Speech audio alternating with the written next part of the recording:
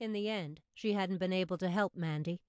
If her readers only knew how far down she'd spiraled since then.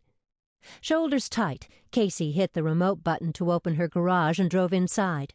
As the door closed, she slid from her car, gripping her purse. She hurried under the covered walkway to her back entrance, key in hand. Kaycee shoved open the door, her fingers scrabbling around the door frame for the overhead light switch. As the fluorescent light flickered on, she whisked inside, shut the door, and locked it. Eyes closed, she exhaled. The weight upon her lifted. In her own home she could relax. Unlike her mother, she didn't peer out windows every minute. How she missed inheriting that habit she'd never know. Still, all blinds and curtains had to be closed at night. She needed to complete that task. When she'd left to visit Hannah, it had been daylight. Kaycee's heart squeezed. Every time Kaycee was with Hannah, which was often, after she'd slid into place as surrogate mother, Mandy's death hit her all over again. But this particular visit had been unusually heartrending. It had taken every ounce of fortitude Kaycee could muster to tell the begging, grief-stricken 9-year-old that she couldn't leave her father and new stepmom and come live with her.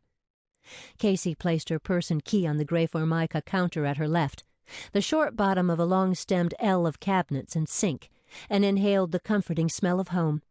Tonight it mixed the regular scent of the old house's wood with the chicken baked for supper. For once, Kaycee had eaten a regular meal.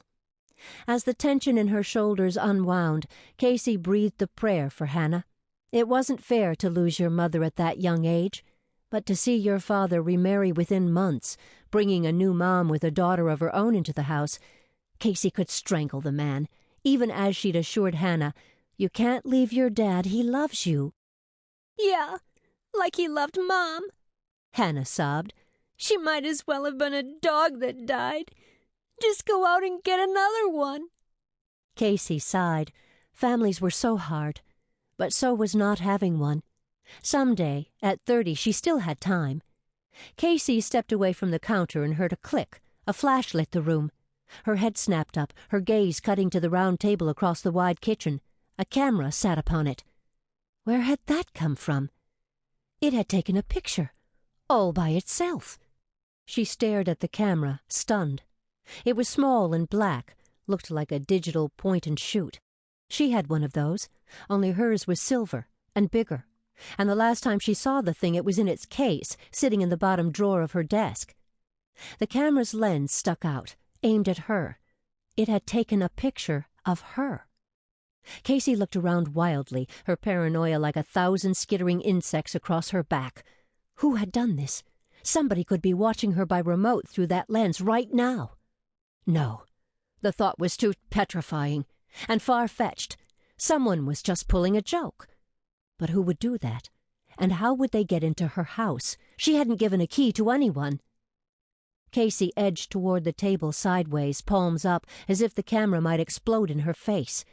Dark imaginings filled her head.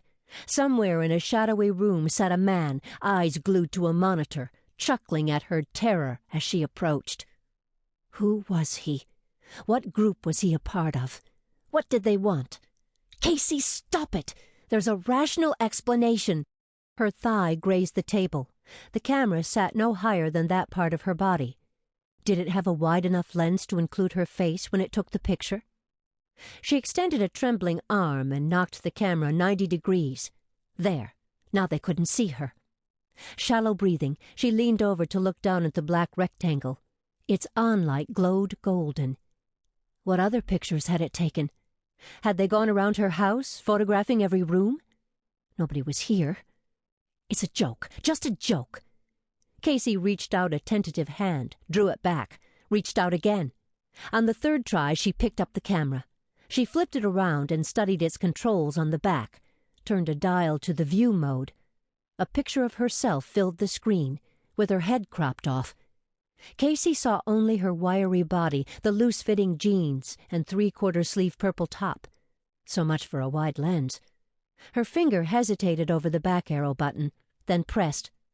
Onto the screen jumped the close-up, gruesome face of a dead man. Eyes half open, dark red holes in his jaw and forehead. Blood matted his hair. Printed in bold in the bottom left.